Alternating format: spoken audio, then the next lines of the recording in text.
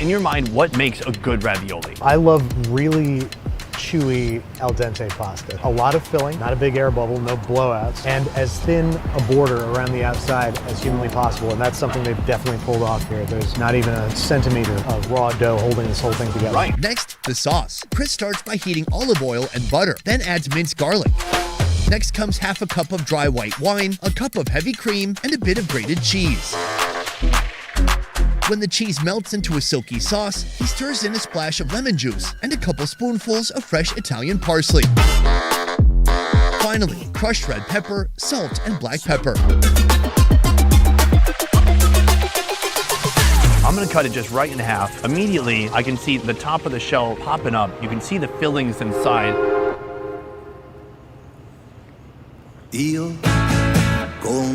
Oh my Lord. It makes me feel like celebrating. Upon putting it in my mouth, I'm getting a huge hit of garlic. And then it's just that rich blend inside of there, contrasted with some sharp, sour lemon. There's a lot of lemon juice going on here. And to me, that's like you're eating a lobster dinner in a bite because you're getting all the elements. You're getting butter, you're getting acid from the lemon, you're getting herbs, and you're getting pasta. This is like the whole thing distilled into a single bite.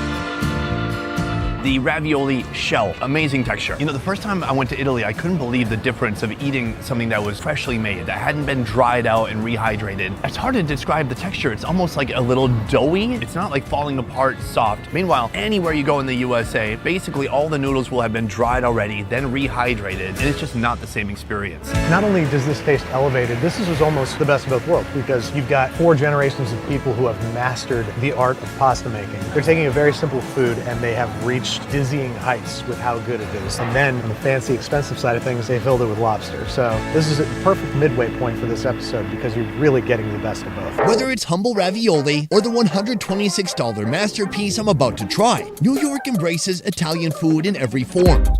And that's because this city is the biggest Italian hub in America. Italians is the greatest contributor to New York culture that there is. New York City is all about pizza. That accent, that comes off as a New York accent, but here it's like an Italian-American accent. And it's no wonder that it has become a cornerstone of this city because there's a huge Italian populace here and it's stayed here. Italians are a very determined and bullish and protective people of each other, of themselves, of their businesses. They've made this place home and there's no getting them out of their home. Not that we would want to.